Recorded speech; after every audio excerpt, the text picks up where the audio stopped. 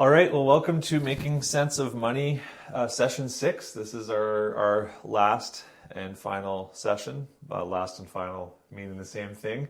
And then the third one that we've done in this format. So, yeah, that went fast, eh?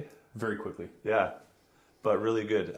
Really appreciate you taking on this class and then being willing to finish it up in this way. I know it's been watched. People are watching it, listening to it, and so it's been really worth it and really helpful. And I've enjoyed it. Yeah, me too. So we're going to start today by just giving a bit of a recap of where we've been, reminding our listeners or watchers of what sort of material we've been covering. So yeah, we started off with big picture ideas, basically the idea of having a worldview of money, fundamental ideas. Then we moved on to talk about our heart and what that, how money is an indication of our heart, and money has a role in directing our heart, and is often a big revealer of where our heart is at. What are some of the things we talked about after that? Yeah, we talked about the practical application of how do we manage money, so budgeting, how do we invest in eternity, so in having an eternal perspective in how we manage our finances. We also talked about opportunity costs, which essentially is the idea of if you put your money in one place, you can't also put it in another place, even if it's a good thing to do. And we also talked about debt and how that works, and talked about last time about generosity and tithing.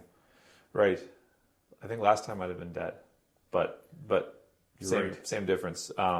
Yeah, and just different principles with debt and practically what's good debt and what's not good debt, and whether it's even language we want to use. But yeah, that's where we've been, and so we're finishing off the class tonight by, well, I say tonight because we're recording this in the evening, but we're going to be talking about investments and insurance, and we're going to start with investments. As we were talking, before we can get to this idea of investments, we just want to talk about the idea of savings in general. So is saving money something Christians should even consider? Do you think there's some tension there for some Christians on this file? What would be some of the principles in Scripture that might give us pause with the idea of saving money in general? Yeah, I think there is, Chris. Even when we talked about or looked at the shrewd manager who was looking forward to tomorrow, he did something that set him up for the future. We're supposed to be setting our eternal future up by doing things here on earth. And so if we save, I think oftentimes the idea is we're going to save things. Why? For ourselves. And the idea of saving is it's going to be there down the road in the future. But we know that if you have money, it's going to leave quickly, typically. If you try to hold it in your hand, it goes through. And so it's not an eternal thing. Money is not an eternal reward. How we use it is how it works. So if you save something, can it be saving for eternity? I think a person can, but what does that look like? Well, that's a big question. That is a great question, because I think when we think about saving, some of the warnings that come to my mind is just Jesus saying, "Do not store up for yourselves treasures on earth."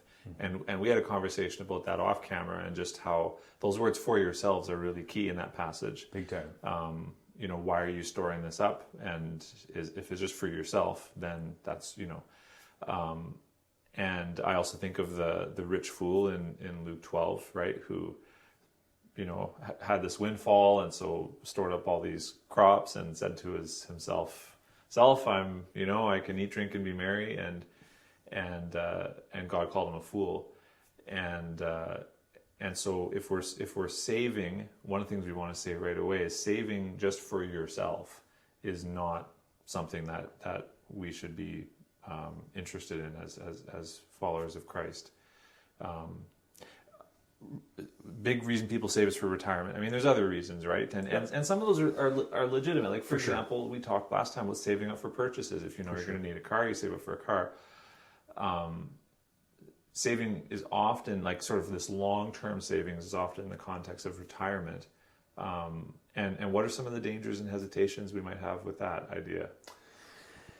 Yeah, I think when we think about retirement, we have an idea of Freedom 55, and that is the ultimate of we're going to do everything for ourselves, and it typically doesn't have eternal perspective to it, not one that would be lasting, not one that we'd find in Scripture. And so if you're trying to save for a time in life where you can sit back, relax, and do nothing, I would say that's probably not a great thing to do. If a person's saving for a time in life where there might be problems, whether it's physical issues or whether it's the inability to do that job, or there might be a case where it might be okay. But yeah, to try to, I think you nailed it on the head. If you're doing that for yourself, for the sake of yourself, that might be I'd say that is an issue. The historical perspective on this one is really interesting. Going back just over 100 years, I don't have the actual numbers in front of me, I should, but life expectancy, I think, was in the 70s. Average life expectancy here in Canada. And retirement, or even the sense of pension. Are you familiar with some of the history on here? Do you want me to fill some of this in? I'm not hugely familiar with history when it comes to that. So, like, the idea of pension, it comes in, like, kind of post Great Depression, if I'm not mistaken. It's around there. It's definitely in the 20th century, in the 1900s. Before the 1900s, there was no retirement, and there was no retirement savings. There was no pension, because you died in the saddle. You worked up until the day you died, and that's just the expectation. As medicine advanced and as living conditions advanced, people found themselves in a really interesting situation for the first time ever in human history of living longer than you were able to work hard enough to earn a good living. And so, and I suspect there's also some factors here with urbanization and families not being around to take care of elderly parents. And I suspect that's a factor as well. The Industrial Revolution, I suspect. Exactly. So pulling people into cities and away, and so it's not like the family farm where grandpa lives with you and you take so there's that, but life expectancy is really the big factor here. And so suddenly you have people living past when they can work, and so retirement, when the pension plan, and this other Canadian or American pension plan was first started, it was based on a 2-year time period. That was the expectation, that probably from the time you stop working, you're going to live 2 years before you die. And as medical science has advanced, and as we are in better and better health, living conditions are better and better, we're living longer and longer and longer past when we're able to work. And so how do we take care of ourselves financially in that period is a big question. And so I think there are some there's some principles here, like we were talking about these scriptures in 1 Thessalonians 4:12 talks about, 11 and 12, it talks about working with your hands as we instructed you, so that you may walk properly before others and be dependent on no one. There's that idea that we should not count on other people to take care of us financially as Christians. Then 2 Thessalonians 3 talks about those. Now in this case, it's talking about those who are lazy and could work but were refusing to. But it says, such persons we command and encourage in the Lord Jesus Christ to do their work quietly and earn their own living. Earn their own living, if you check the text note, it's a translation from the original language, which is eat your own bread.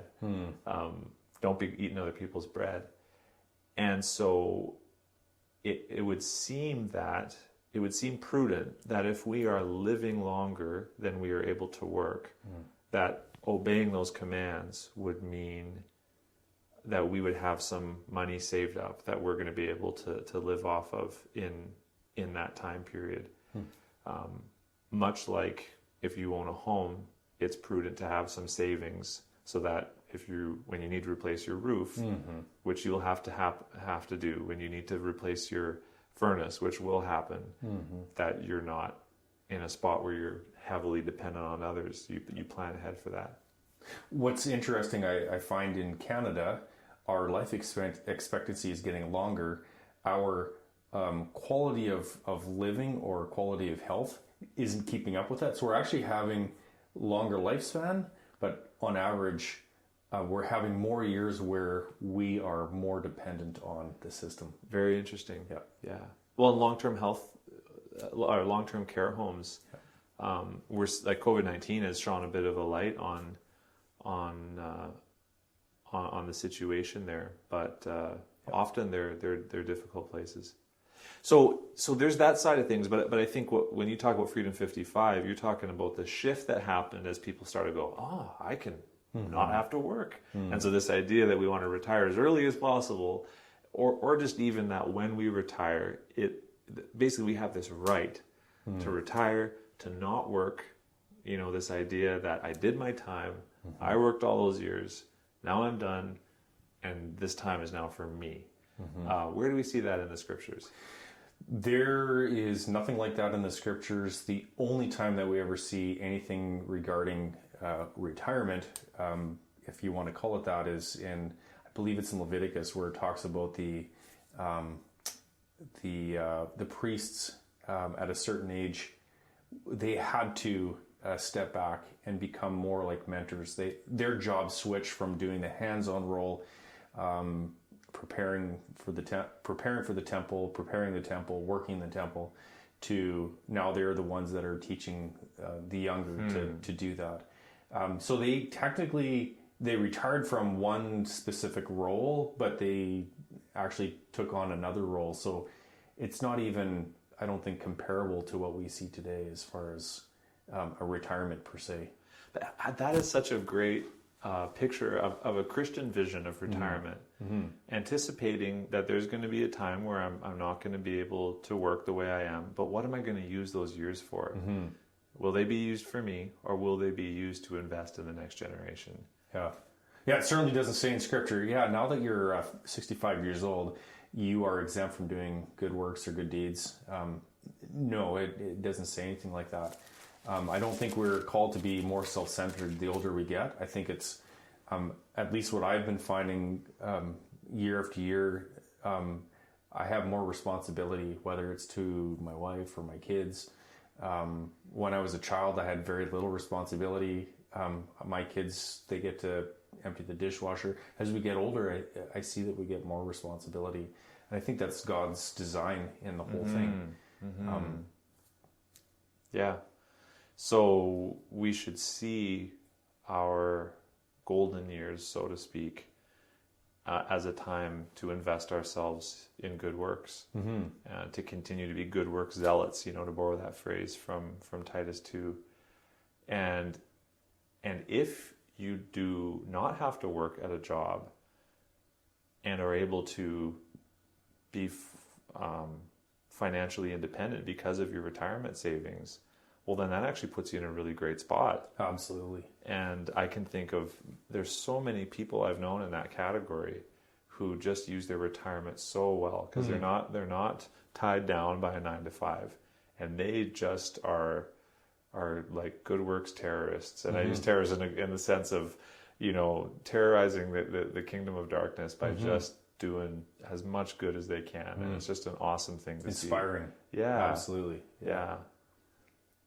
So, saving can be a wise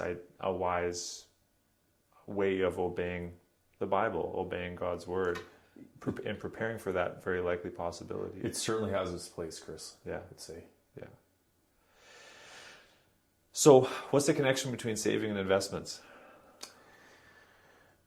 Yeah, so there's a few ways that a person can save. If a person, once again, typically if a person is earning money or compensation. It's due to work. That's typically what we do.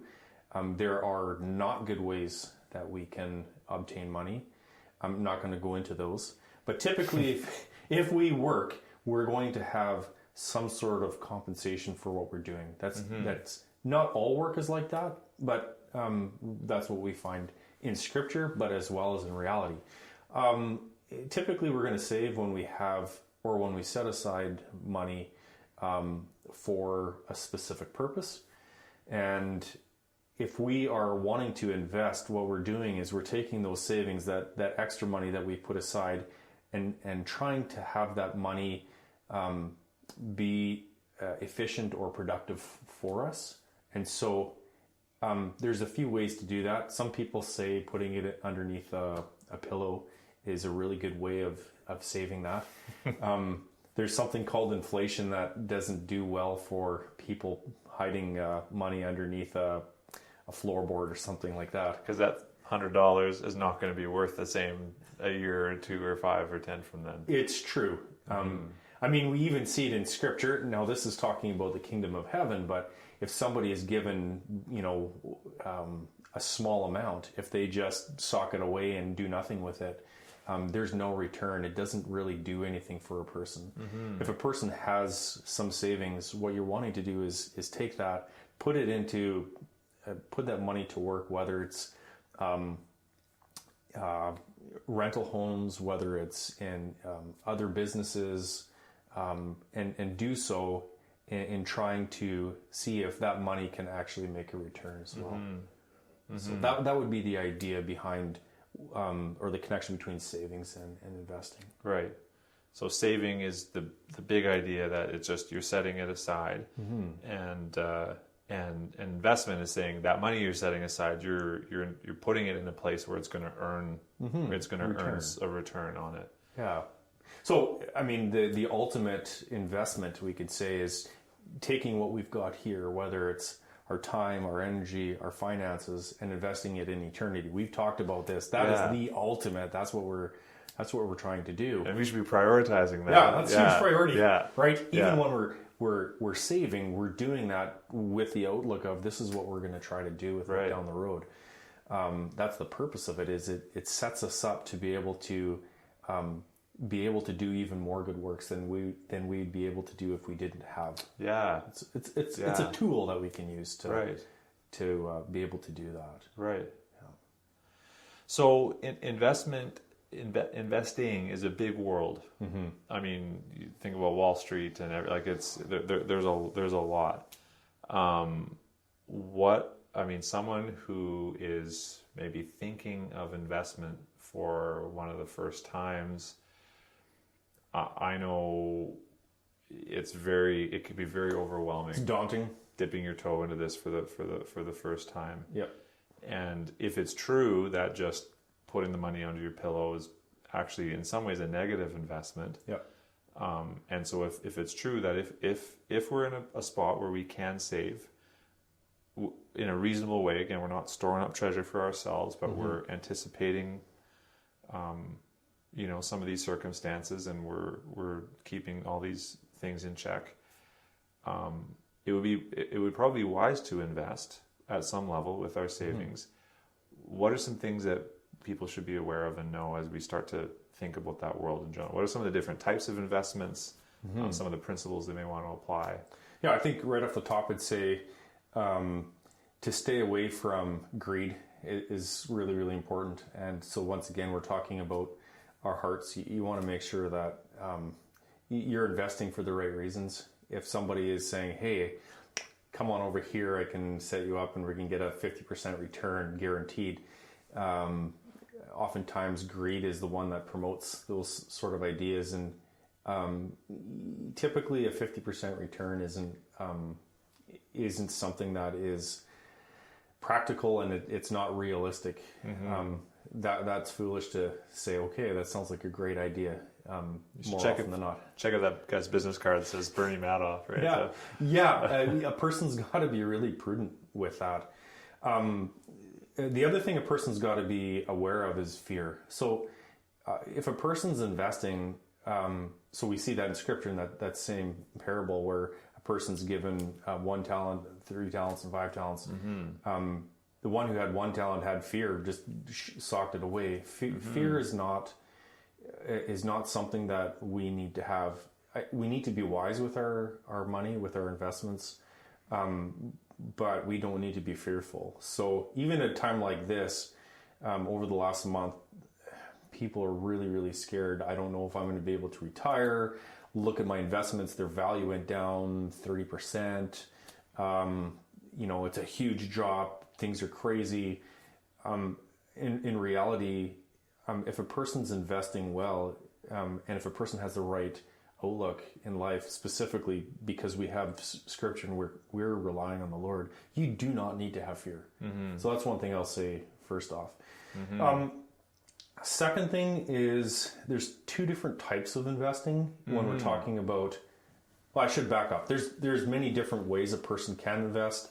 I did mention one, which would be housing. So a person can have rental homes. People can use that for investing. I'm definitely not an expert at that. We did have a rental house once for a short period of time. And it wasn't our cup of tea just because of the responsibilities surrounding it and all the sweat equity. Not even the sweat equity. It's, I think I would treat my house, it is my house, and they're not treating it the same sort of way. And so it really ruins it if you drive by a rental place and it's not being kept up as you would think it should be. And so that just caused more angst than it really should. And so it's, that's just not worth it. But for many people, maybe having a rental home and using that as a source of income is worthwhile. I think there's certainly a place for that. There's a lot of people that do well with that. A person has to be really, really, really smart and wise with that. Yeah. And there's lots of resources out there. There's a lot of books a person can read. There's a lot of formulas a person can look at. Is this house a good purchase to make to do such a thing? Yeah. It's not simple. It's not simple, and typically it does take a person to go into debt in the form of mortgages to be able to do that and do that well. And opportunity costs in the form of down payments. And opportunity costs, absolutely. You're speaking my language. There's other opportunity or other ways a person can invest. So, it could be even locally if somebody's looking to start up a business. There's ways that a person can get involved with that. I know my wife and I were contacted by one business in the Northeast, and they were looking for some finances, some capital so that they could get the business up and going. It just wasn't something that we were interested in, but there are those opportunities. A person would want to be cautious with that just because if you do that, you're putting a fair amount of money in one specific asset or one specific investment. And if it does well, great. But if it doesn't do well, then, a person's going to be hurting for a while. Yeah. So a person wants to diversify. So diversify basically means you want to be able to not put all your eggs in one basket. Right. Is another principle. You want to try to diversify so that your risk decreases. The most common way that people typically invest is through the stock market. Yeah. And it's a way that businesses, in the stock market, it's a way that businesses are able to obtain capital from investors. And so a person's able to purchase or give money to these businesses so that they can get a small return on that. It's basically what you described with that business in Nipmuc or Northeast calling you up. It's just that it's happening on a larger scale. Absolutely. In a very controlled type of environment, and it's smaller amounts and multiple companies. Absolutely. And so, there's a lot of emotional baggage often that goes along with the stock market. It's really big news typically. And so once again, there's a lot of fear. There's a lot of greed involved. And so a person, like I said, wants to stay away from that. But when it comes down to it, it's probably one of the safest ways a person would be able to invest in this part of the world, for sure. Or I would say even throughout the world, and to have some sort of expectations of return. Different types of investing within the stock market. You can have active investors or passive investors. Active investing is when you or somebody acting on your behalf putting money into the stock market, trying to better everybody else. So if you are investing in the stock market in an active way, you're saying this stock is undervalued. I want to purchase that because I think the company's going to do well. That means I'm going to have a good return. People are probably going to see that this company's doing well. And so that drives the price up of that actual stock itself. And so the value goes up. So active investing is trying to do your research, trying to pick specific stocks or securities. That could be bonds or GICs, or there's also mutual funds. And they're trying to do better than most, because if you're doing better than most, you're getting typically a better return. Right. And people like to have a decent return. So those are you hear all the stories, right? If I put a little bit in, or it's like, I bought stock at Apple right when they, and now it's worth all, so those kinds of stories, and the people who try to make that happen are on the lookout for the companies and knowing, that's all active investing. Yeah. And so that sounds fairly involved. It typically is for those that are wanting to do well with it. There are massive companies that do this for the sheer profit of the whole thing. Yeah. There are people that make a living off of this. They try to pick the right stocks. So they do it for you. Kind of and thing. They'll do it for you. Yeah. Obviously, if you're going to have people do that for you, they're going to be making a living off of what they're doing. And so typically they're going to be taking a cut or a fee from what you're putting in there as well. Right. Another form of investing is called passive investing. It's a totally different type of an approach. The idea behind that is with passive investing, what a person is looking at is the overall stock market in general, or a specific area within the stock market, whether it would be the Canadian market or US market, or it could be a specific asset, whether it would be the financial industry, so banks, it could be the energy sector, oil and gas and minerals and all that kind of thing. And what you're trying to do overall is you're trying to look at a specific asset or a specific market, and you're not wanting to try to do better than everybody else. You're not trying to pick the winning stock. What you're trying to do is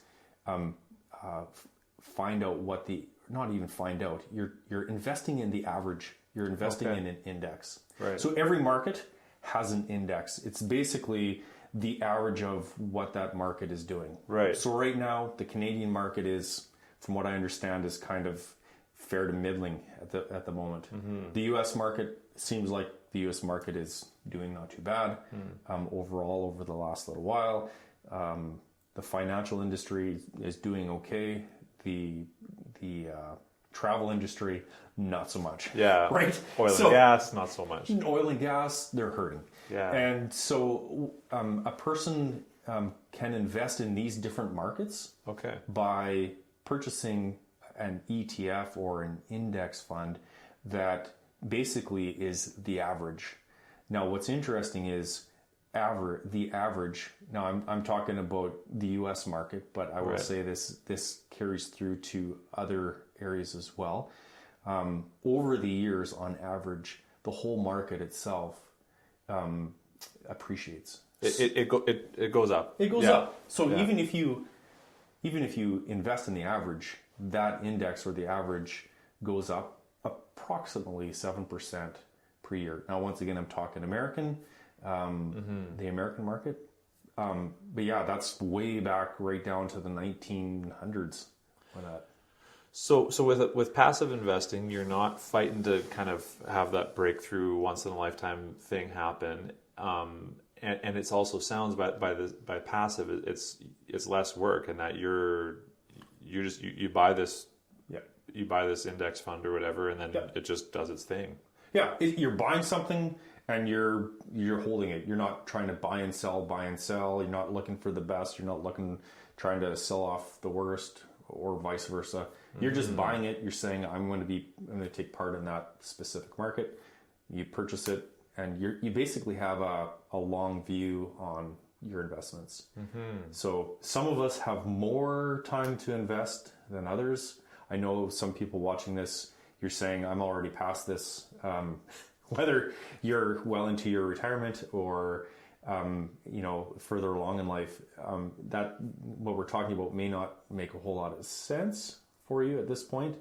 But others who have a longer time to invest might find that it'd be really, really helpful. Yeah, those who are on the younger side of things. So yeah, so that's stock market stuff. There's bonds as well, and that's different than stocks. Yeah, bonds are very much related to loans or IOUs, specifically with government. And so oftentimes if the stock market or when the stock market does well, almost always the bonds don't do nearly as well. When the stock market isn't doing well, the bonds typically do better. So they're typically inversely related. And so oftentimes people will have part of the stock market or equities or the stocks, but they'll also have a proportion of bonds just to decrease the amount of volatility or fluctuation in the stock market itself. Because the stock market, as we have seen over the last little while, can be scary for some people. Yeah.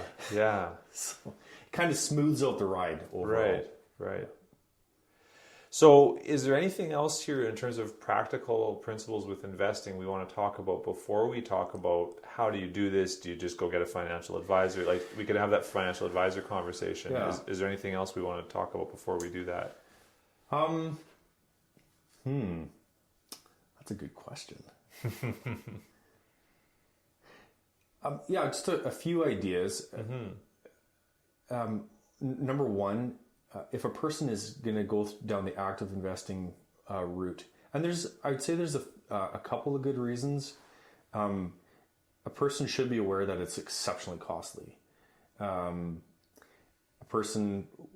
An active investor will often pay a certain percentage of their investments toward the financial advisor that's investing for them. Because you're assuming active investing is a job.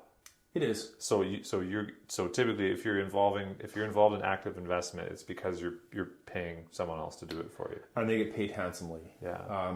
They get paid many, many different ways. They'll get paid through commissions. They can get paid through the actual security companies. So their company will give them kickbacks if they're selling certain products to their clientele. They get paid handsomely. And usually it comes at a cost to the investor. So what I have come across is something called the SPIVA report, SPIVA. It's basically a report card on active investors. And it compares active investors with their index. So each investor, active investor or financial advisor, are going to be investing in specific markets. And so what this report card does is it compares how they do compared to the index. What's really interesting is the vast majority of times, even within a year, the index does better. The average does better than the vast majority of people that actively invest.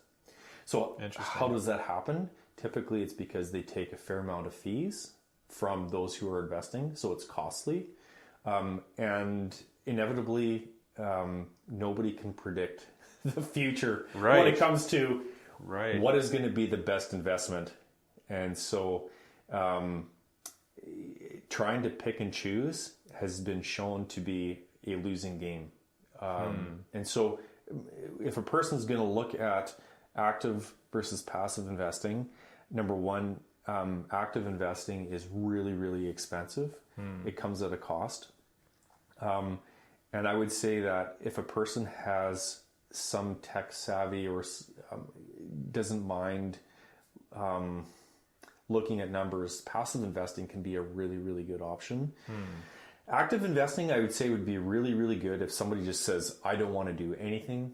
I just want to give money to somebody who's going to do this for me. And if they just want to be hands off, go for it. If the fees and the costs involved in investing is not an issue, bless you, go for it. Another one is if somebody says, I want to invest in only certain types of investments.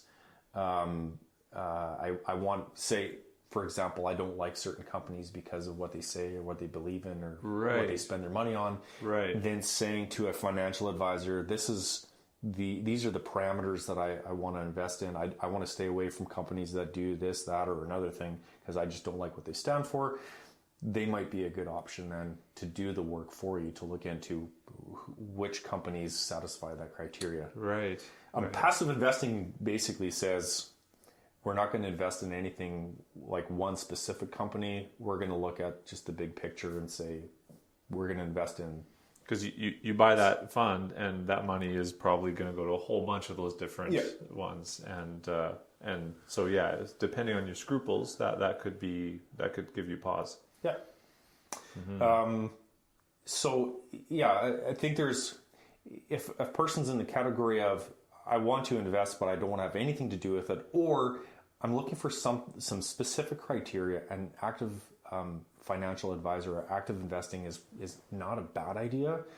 I would say for the vast majority of people who can do basic math and do a little bit on a computer, and have some sort of interest in working things through themselves. If a person can do online banking, for example, this might be a really good option in passive investing and overall save a lot of money down the road. Okay, so if you can do online banking and you're okay with math, passive investing is a possibility.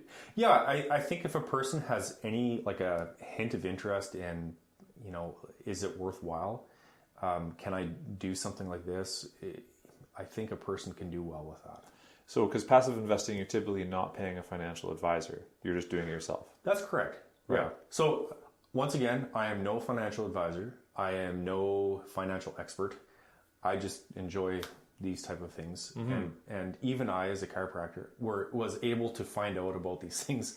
I feel quite confident and comfortable talking about them and researching them. I feel I have a basic understanding. I don't feel like I'm an expert, but I have a basic understanding. I have enough understanding that maybe I can get in trouble, but I feel I have enough understanding that I can do what I'm setting out to do in investing. Right. I think it's important what you just said, though. It's just a reminder, as we have these conversations, we're talking about some specific things, biblical principles, and some specific real world things. And we want people, when it comes to those specific real world things, or even with the biblical principles, do your research, right? Yes, please. So make sure if we're saying something from the Bible, make sure that's actually what it's saying, and we're representing it well. And when it comes to these other ideas, do your homework, do your research, and I will say another thing when it comes to this is people who are involved in the financial industry oftentimes have, I think I'll go here. I think it's a good time to talk about this.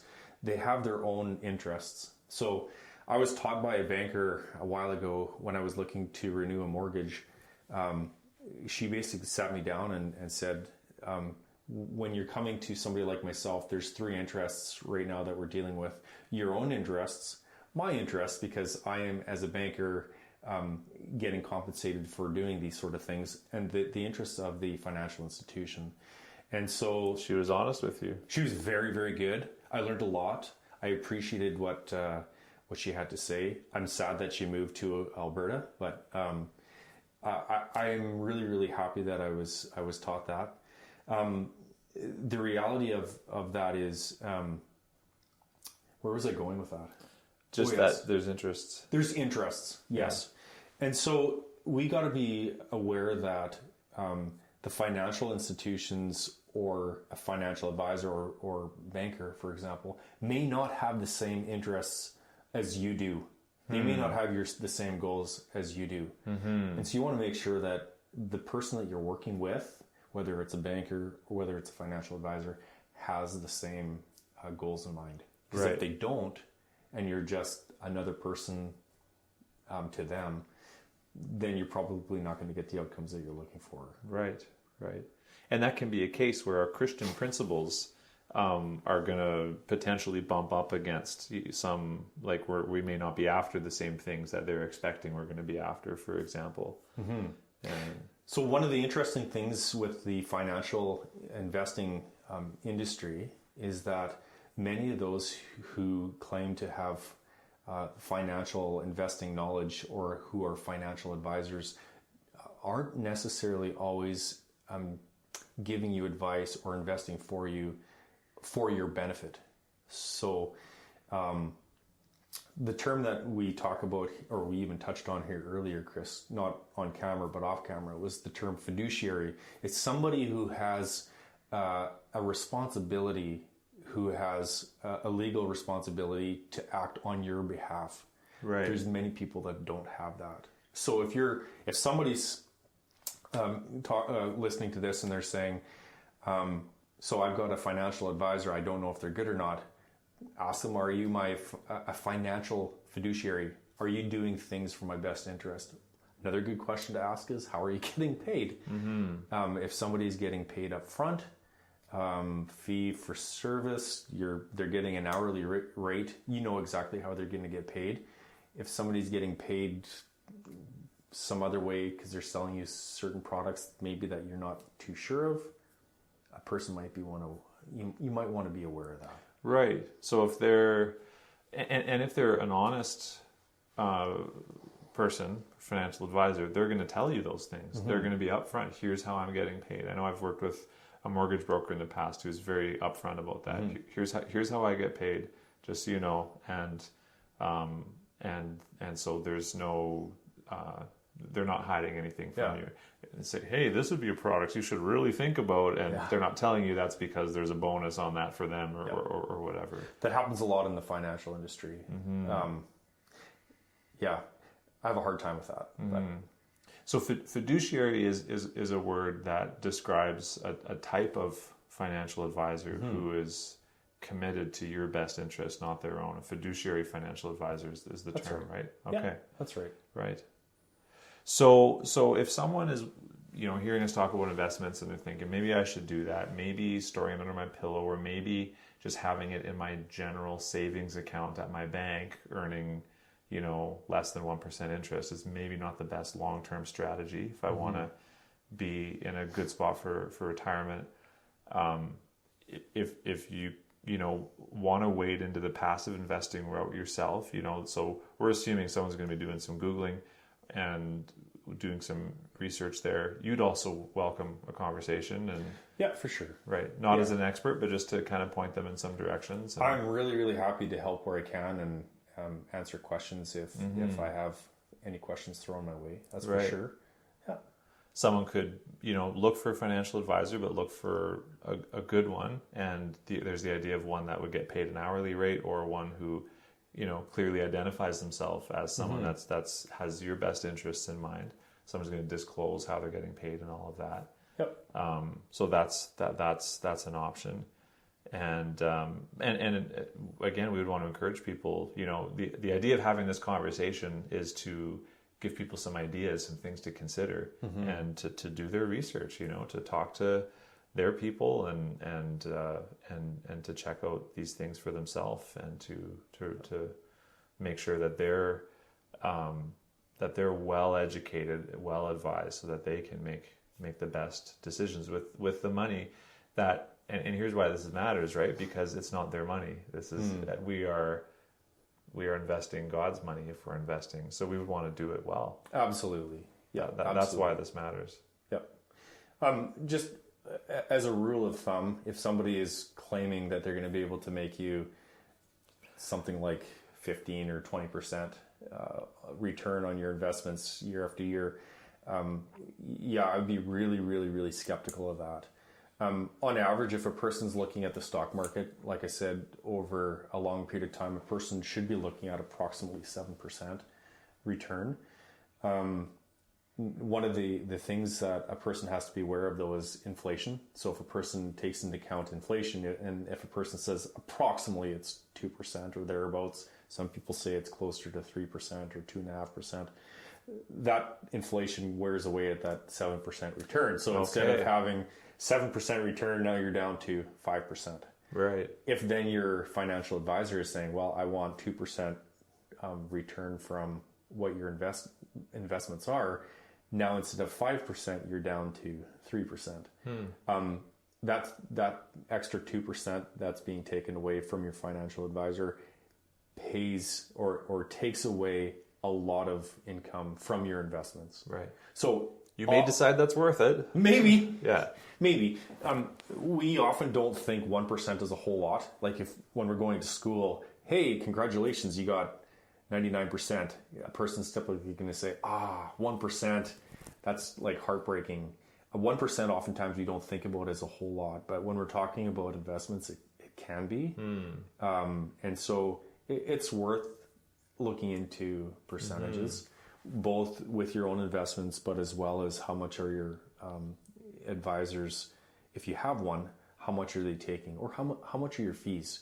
So what I would say with investments, passive investing, I'm certainly looking at an online brokerage. So normally, back in the day when we didn't have the internet and computers were massively dinosaur-like, and they didn't do a whole lot at that point, you had to talk to somebody to invest for you. Now you don't actually have to have somebody investing for you. You can use an online brokerage where you can invest for yourself. So it's worth looking into those brokerages, because there are some fees involved with that, but that's really pretty minor when we're talking about financial advisors. Okay. So it's just something to pay attention to. Yeah. Anything else we want to talk about here with investments before we circle back and just remind ourselves of the big idea? Yeah. So I'd say in summary, if you're going to invest, go in with your eyes wide open. It's worth doing some research. Because oftentimes if you're looking at retirement or looking down the road and you're thinking, well, I might have 10 or 20 years where I may not be able to do my job, you might be dealing with a fair amount of money. How much money a person might need, there are ways you can calculate that. I don't think we're going to delve into that, but I'm happy to talk about that at some point if anybody's curious about that. If you're dealing with a large amount of money, I would say make sure that you're doing your research. We do a lot of research, say, looking at what is the best phone out there, like a Samsung, for example, or what kind of vehicle. That would be wrong research. But, or what kind of vehicle a person might need for the tasks that they're wanting to have done with that vehicle. I would say it's even more important with one's investments, because if you're talking about investing over a long period of time with a fair amount of money, it can be really, really costly. We want to do that well. So my encouragement would be, don't hesitate to research. I'm happy to give information. I can give information to you, and if you want to help people with that too, I'm fine just to help out with that. Yeah, people know how to get in touch with you. And I do like the idea of if you're wanting somebody who's going to be a fiduciary, somebody who's going to give you really, really non-biased advice, they're wanting to give you advice that's best for yourself, I would look for somebody who would be willing to get paid for an hourly rate. It might look like a lot of money up front, but doing so is going to save you money. Why? Because you're not going to be paying over and over and over again year after year if somebody's getting paid some other way typically. Right. So. And another comment we had talked earlier about making at this point is that investing isn't for everyone, and there's many reasons perhaps, but a big one is some people just don't have the resources to do that, and we don't want to be. I mean, we're having this conversation here as this is some things to be aware of, but if you don't have the option of investing, if you don't have the option of really saving, then that's not something, like, the Bible doesn't tell us we have to do this. No, that's right. And God's promises to provide for us are strong, and we can lean on those, right? Yeah, absolutely. And so, yeah, those who are not in a spot where, and maybe there might be people who are listening who didn't invest and are now in a spot where in their retirement they don't have a lot, and God's promises to provide for them, and you know, are real, and the church does have a responsibility to help take care of one another. Absolutely. And so some of these scriptures we read about you know, providing for yourself and so on are aimed at those who are on the younger side and are maybe choosing to, or not choosing to think very carefully about their future. But when circumstances have put you in a certain spot and that's where you're at, trusting the Lord, that's not just a cliche, that's really true, right? Absolutely. And God has promised to take care of his people. Yep. I will also add, and this is maybe a little, I'm taking a little rabbit trail here on this. I would say investing while having debt, apart from, say, a mortgage for a house, is probably not a great thing. So if a person is dealing with a fair amount of debt, I would say investing is not the way to go. You want to take care of the debt. Get rid of that debt. And get to a point where you don't have to worry about that or deal with that. If a person doesn't have the finances, it's not a knock to not have that. There's actually, the way I see it is, and I would say this is actually reflected in Scripture, if a person has more, there's more expected of. And right. So if a person has more, whether it's more time, whether it's more resources, whether it's where it's more investments, these individuals have a greater burden to actually deal with them well. Yeah. And so I don't know if it's an envious thing for somebody to have a whole bunch, because that means they have to, in light of eternity, they have to deal with them well. And they're doing that as a steward for the Lord, and so he's going to hold them accountable for what they did with what he entrusted to them. Yeah. I guess my expectation is, in doing this, is there's going to be people that watch this that have the ability to have more because of their income or the place that they find themselves, whether it's through inheritance or otherwise. These kind of ideas might be worthwhile for them. So investing may not be for everybody just because of the place that they're finding themselves in. But I think for some people it's worth thinking about. Yeah.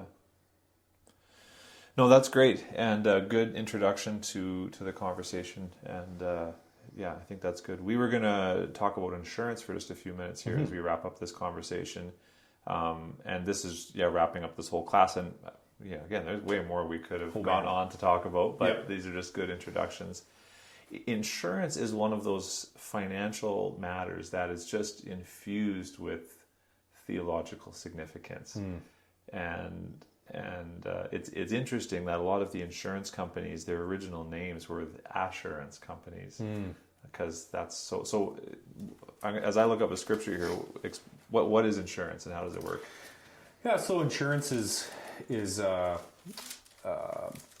product that a person can purchase that will give a person a specific type of security if something was to happen. So whether it's life insurance, whether it's motor vehicle insurance, what you're doing is you're paying a specific amount of money ongoing into a specific policy, such that if something happens, then you're going to be able to be compensated for whatever you were being insured for. So some things that we deal with on a fairly regular basis would be motor vehicle insurance for those that have vehicles, house insurance, and for some people might have house insurance.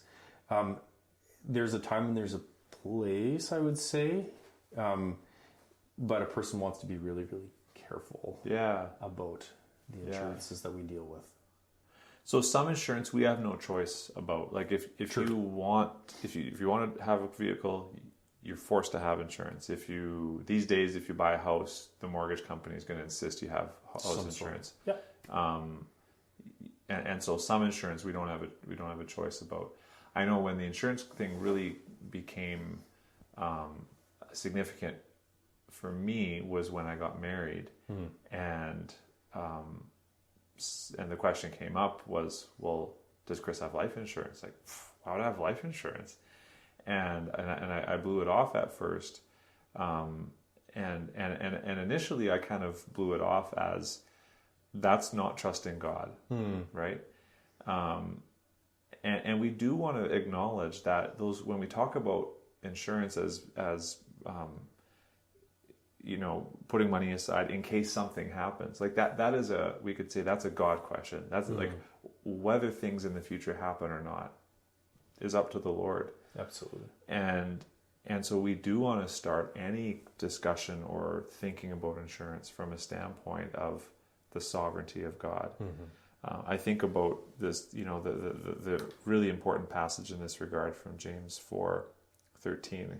Come now, you who say, today or tomorrow we will go into such and such a town and spend a year there and trade and make a profit, yet you do not know what tomorrow will bring. That actually has a lot of implication for investments as well, absolutely. Right? What is your life? For you are a mist that appears for a little time and then vanishes. Instead, you ought to say, if the Lord wills, we will live and do this or that. As it is, you boast in your arrogance. All such boasting is evil. And my mentor, Marvin Brubaker, drew that point out as in a recent conversation, that we often assume this passage is saying, if the Lord wills, we will do this or that. But instead it's saying, if the Lord wills, we will live and do this or that. So if, like, whether or not we're alive tomorrow is up to God's will, right? Whether or not we're alive right now is up to God's will. The next breath, the next heartbeat. So we want to make those decisions with an awareness of that. So if my life is totally in the hands of the Lord, is it appropriate for me to have life insurance as a husband and as a father? And what type of, and how much, perhaps, right? So I'm curious how you'd answer this.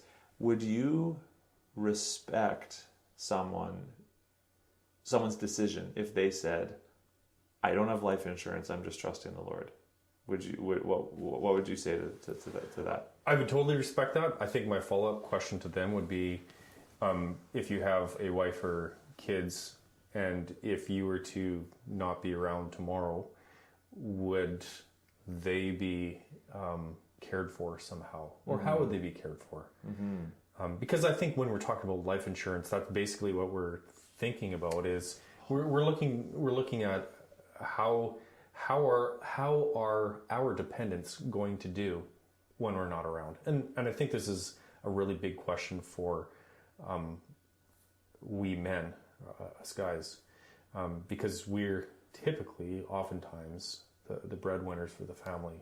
As we should be, right? Absolutely. That's a very biblical pattern, right? Absolutely. We have primary responsibility for provision. Yep.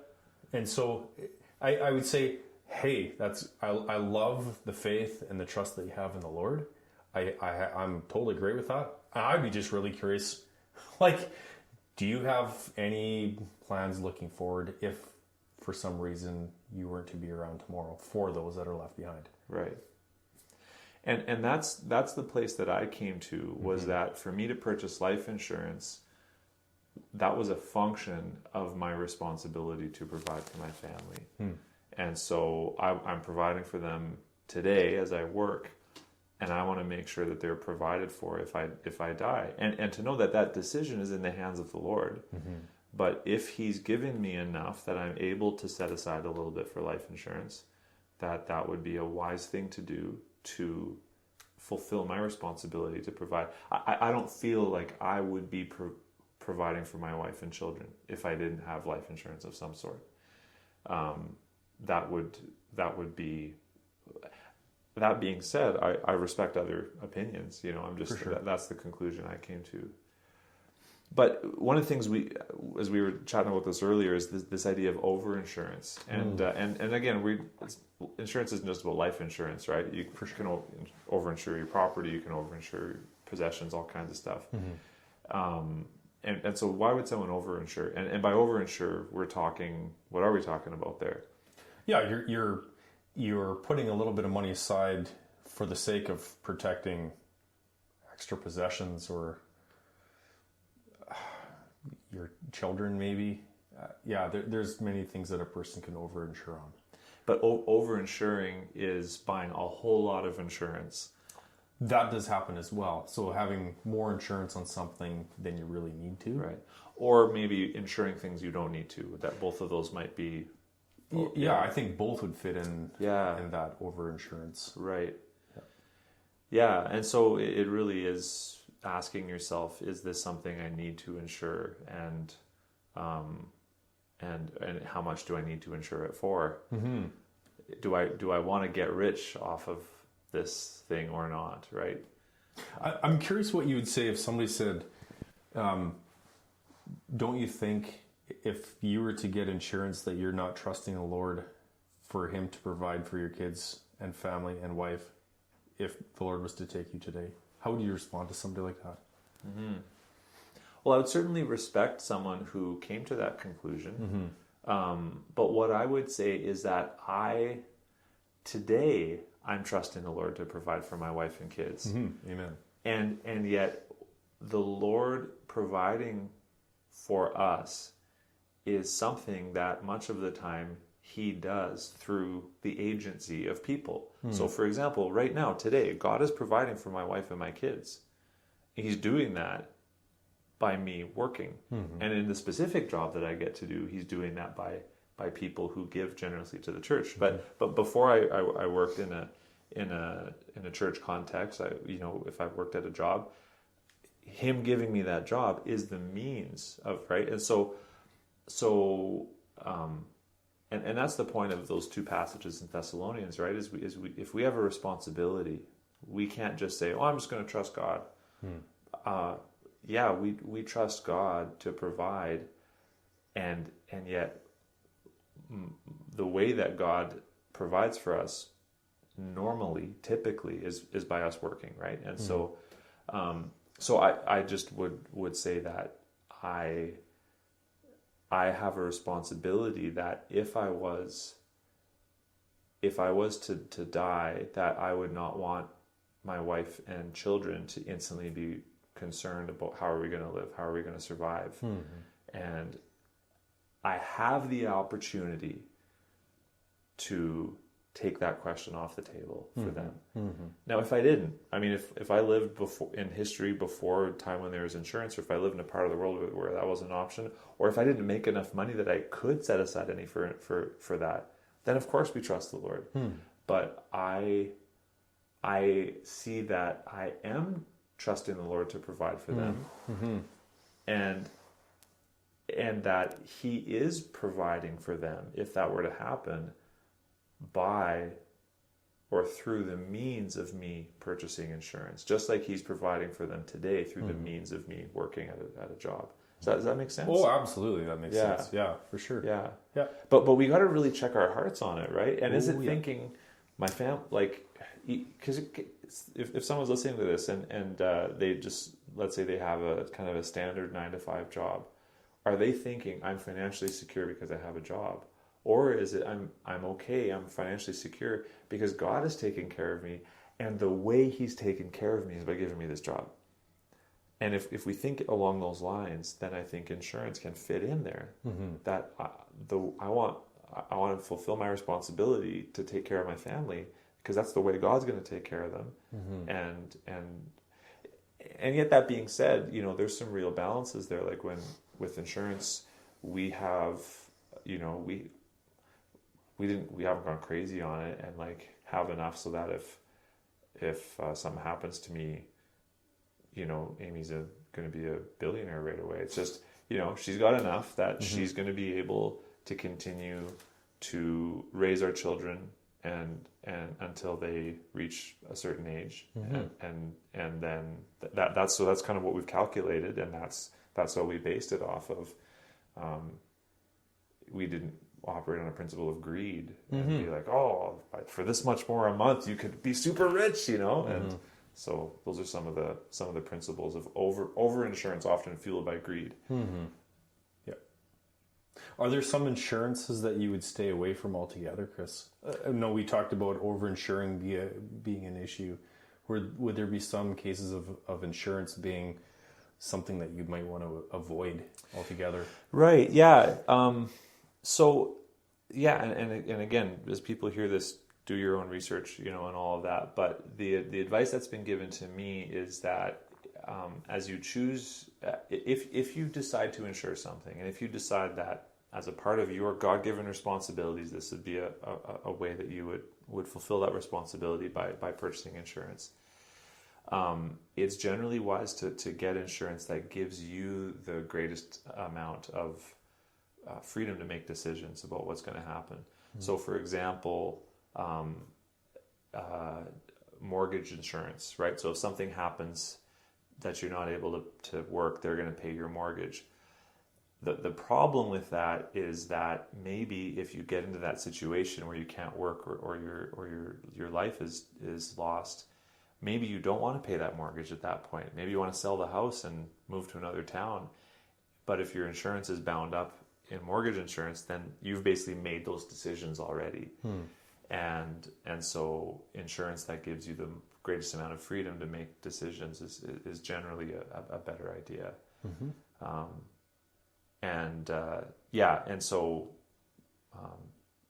And I expect, given the way that some of those like credit card insurance or mortgage insurance, given how aggressively they're marketed, I'm guessing that those institutions make a fair bit of money off of them. I would typically agree with you. Yeah. If the bank keeps calling you to say, will you buy this product? Will you buy this product? Will you buy this product? It's probably because there's something in it for them. Oh, absolutely. Maybe I'm just cynical.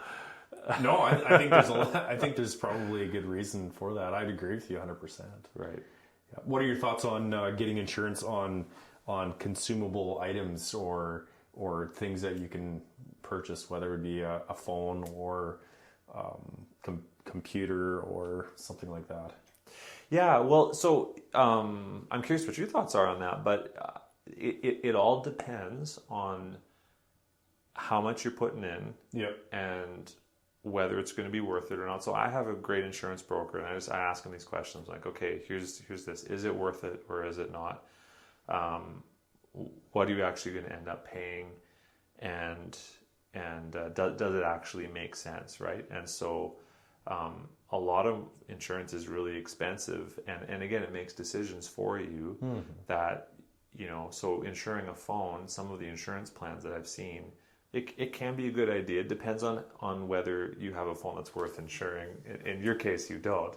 But if you use it for work and it's like, again, so there's all kinds of factors that you want to figure out. But will it actually, so for example, I have I have insurance on my laptop because our specific home insurance policy makes it really cheap to do so. So that's one reason. It was really cheap to add it on, and that's a really key tool. Like if I were to drop that and break it, I'd be really stuck doing my work.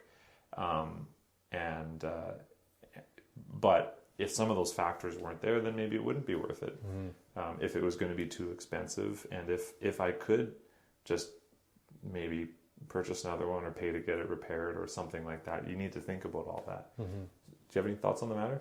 I would say typically if a person is going to be purchasing something that has a very, very short lifespan and is fairly inexpensive to purchase outright, to get insurance on something like that is almost never, in my opinion, it's almost never worth it. You could take that money that you would normally put towards insurance, put that in a little savings account, and I think a person would be really surprised at how much money you would save. So that's a great point. So I think, once again, I think opportunity cost for many things like this. I like doing my research and purchasing things. You do too. So you like your Apple products and I like my Samsung products. The reality is, if you're going to get something that's of decent quality, you're going to expect that it's going to do reasonably well for a decent period of time. And I'm not looking at something saying it's going to break and therefore I'm going to purchase some sort of insurance, if it's something that's smaller, I'm looking at it saying, this has a certain amount of value. Is it worth purchasing? If it is, great. Am I going to keep on paying into it? I typically am hesitant to. So as a rule of thumb, I'd say I usually would just say I don't think it's worthwhile. I think the money can go towards something that would be of better value. But right. Well, and a lot of this just comes to do the math, right? For sure. When you buy your phone, often they'll kind of talk to you about these different insurance plans, and some of those you look at it, and if you calculate how much are you actually paying in each month, by the end of it you've bought a whole other phone. So why not just put that in a savings, and if you break your phone you get a new one. So, or you can get a second-hand one that's a year or two old that's really inexpensive. Exactly. Yeah. And quite honestly does pretty well too. So there's ways that a person can look at that. Yeah. So we want to make sure we're not being motivated by greed. We're sure. not just falling for this idea that that looks great. Yes, that we're doing our math, we're doing our homework, we're doing our research. We understand there's no free lunch, right? So if someone's selling us a product, they're making some money off of it.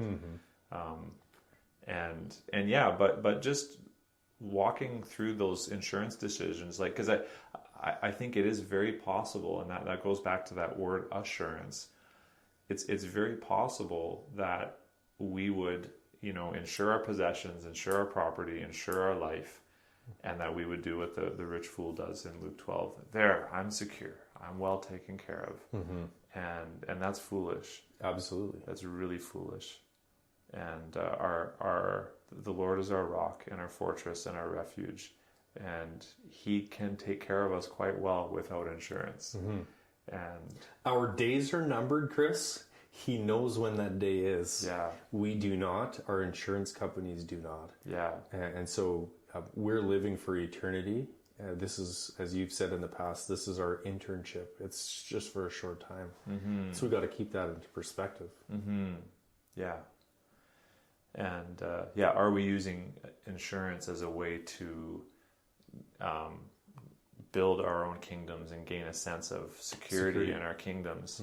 Or is it simply, either we've got to do it, or it makes sense given the responsibilities that we have, and we're holding it though in tension, right? And praying about it and asking the Lord to give us wisdom and direct our decisions.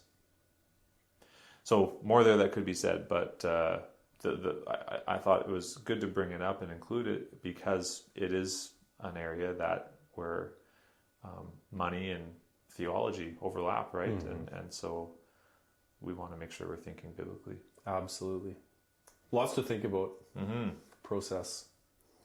So we're at the end of these 6 weeks, and now we've talked about everything that you could talk about, right? And if someone's listened, they know everything about the Bible and money and how they go together.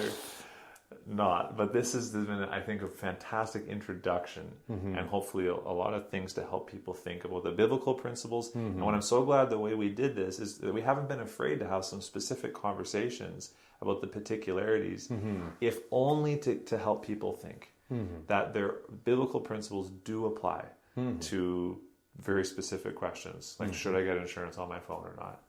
And we want to think about all of life and which includes all of our financial life through the lens of Scripture, thinking about these things as Christians who are honoring the Lord. Anything you want to say as we kind of wrap this whole thing up? No. I don't have anything else to say. Fair enough. Fair enough. Well, hopefully this starts some good conversations and helps us think about how we can best honor the Lord with our money. And just to close off with just the thought that we are the Lord's stewards, and what we should be longing for is that day when He's going to say, "Well done. I entrusted you with some things. One of those was some money, and you did well with it. Well done, good and faithful servant." That's what we're going for. Absolutely. Yep. Yeah. Great. Well, Curtis, thank you. This has been a delight. A pleasure. Great.